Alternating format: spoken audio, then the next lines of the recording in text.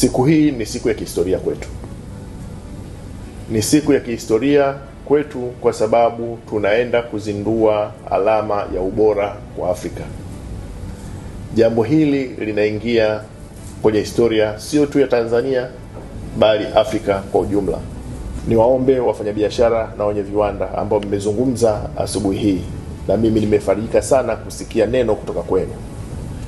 Naamini kabisa katika kuhakikisha wananchi wetu wanazalisha bidhaa bora na huduma zenye ubora ambao unaweza kushindana katika jumuiya ya kimataifa, ni lazima muipe ushirikiano TBS.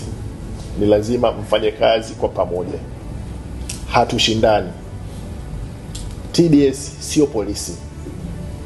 TBS ni msaada kwetu wote.